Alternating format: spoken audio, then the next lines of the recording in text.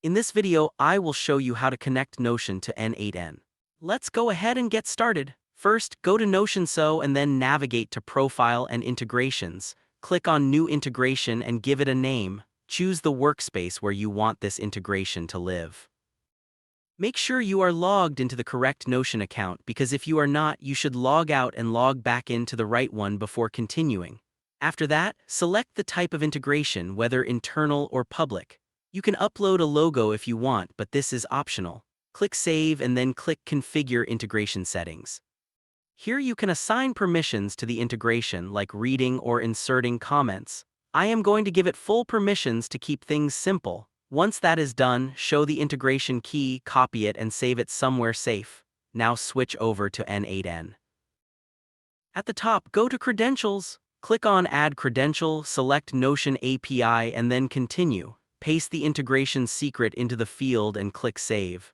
At this point, it will say connection successful, but we are not done yet. In order to fully use it with Notion, you need to go back to the Notion page, refresh, and go to Connections. Find the new integration you just created and add it to the pages you want it to have access to. In this example, I will connect it to a new page. Now let's test the integration. In N8n, click Add Workflow and then add a Notion node. The easiest way to test this is with a database page.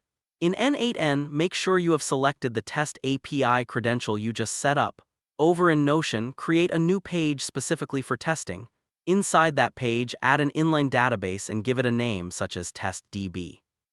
This will serve as the table where we can send and receive information. Go ahead and type in a few sample entries so the database has some content to work with. This is not required, but it helps to clearly see the integration in action. Back in N8n, configure your Notion node to connect to a database. From the options available, click on From List, and you should now see the TestDB appear as a selectable option. Choose it and then add a new row of information. For example, type in "This is another test." Once that is entered, click on the Test Step button. If everything is set up correctly, N8n will confirm that the request was successful. Now return to Notion and check the TestDB table. You should see the new entry appear instantly in your database. This shows that the connection between Notion and N8n is active and working as intended. That completes the test. From here, you can expand the automation however you want, such as adding new rows when external events occur, updating databases automatically, or syncing data from other tools directly into Notion.